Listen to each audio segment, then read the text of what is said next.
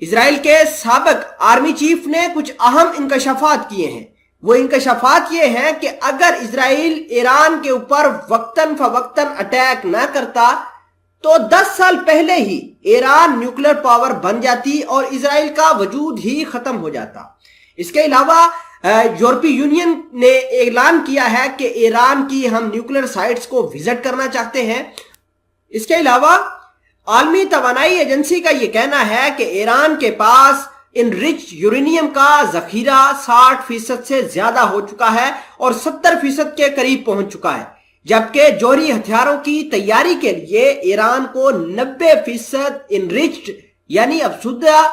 Uranium چاہیے ہوگی۔ ناظرین گرامی، اس سے اسرائیل کافی پریشان ہے۔ اسرائیلی نہیں بلکہ امریکہ خود بہت زیادہ پریشان ہے۔ ان خبروں کی تفصیل آپ کے ساتھ شیئر کی جائے گی آسان الفاظ میں، اور آپ کو اس خبر کا پروف بھی دیا جائے گا۔ چھوٹی سی گزارش ہے کہ آپ ہمارا یوٹیوب چینل حسنات ٹی وی کو سبسکرائب کر کے پاس موجود گھنٹی کے نشان کو دبا لیں تاکہ لیٹسٹ نیوز آپ تک بر وقت پہنچتی رہے۔ سب سے پہلے العربیہ خبر کا ایک نیوز آرٹیکل ہے جس کے اندر لکھا ہے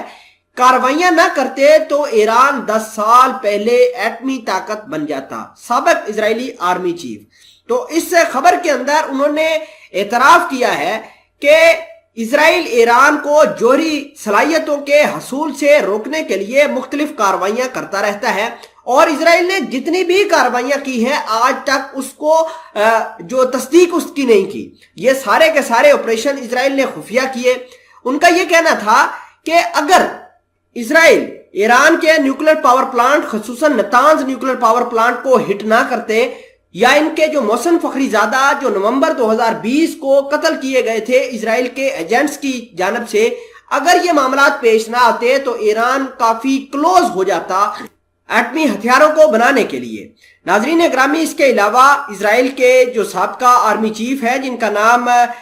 گاڈی آئزن کوٹ ہے، ان کا یہ کہنا ہے کہ نیتن یاہو کے دور میں ایران کے جوہری معاملے کو نظر انداز کیا گیا۔ خیر، اگر ہم بات کریں نیتن یاہو کے دور کی تو نیتن یاہو کے دور کے اندر بھی بہت ساری کارروائیاں ہوئیں۔ اگر ہم بات کریں 2020 کی تو 2020 کے اندر نتانز نیوکلیر پاور پلانٹ کو نہ صرف سائبر اٹیکس کی مدد سے ہٹ کیا گیا بلکہ اس کو وقتاً فوقتاً نشانہ بنایا گیا۔ کبھی اس کے سائبر اٹیکس کیے جاتے، کبھی ان کے اوپر فزیکل اٹیکس ہوتے، کبھی اس کی انفارمیشن چوری ہو جاتی، کبھی جاسوسی کرتے ہوئے لوگ پکڑے جاتے۔ تو خیر، یہ ایران کی ایک بڑھتی ہوئی طاقت کا بھی ثبوت ہے کہ ایران کس طریقے سے اپنے نیوکلیر پاور پلانٹس کو لے کر چل رہا ہے۔ اگر ہم بات کریں جو امریکہ اور اسرائیل کی، تو اسرائیل نے امریکہ سے مطالبہ کیا ہے کہ وہ ایران کے کسی بھی نیوکلیر پروگرام کا حصہ نہ بنے، حالانکہ جو عالمی توانائی ایجنسی ہے وہ اور کچھ یورپی یونین کے جو سفارتکار ہیں وہ ایران کے نیوکلیر سائٹس کو وزٹ کرنا چاہتے ہیں، اور نیوکلیر پروگرام کے حوالے سے جو مذاکرات ویانا کے اندر چل رہے تھے وہ مارچ سے فی الحال روک دیے گئے ہیں، یعنی 2 ماہ ہو گئے ہیں، وہ بالکل بند پڑے ہیں۔ اور ایران کے ساتھ نیوکلیر ڈیل اسی صورت میں ہوگی جب امریکہ، یورپی یونین کے سفارتکار اور عالمی توانائی ایجنسی کے لوگ آ کر ایران کی نیوکلیر سائٹس کو وزٹ کریں گے، تبھی جا کر ایران کے نیوکلیر پروگرام کا جو اونٹ ہے کسی کروٹ بیٹھے گا۔ خیر، آپ کو یہ بھی اہم چیز بتا دیں کہ حالات اتنے زیادہ خراب ہو چکے ہیں کہ ایران اور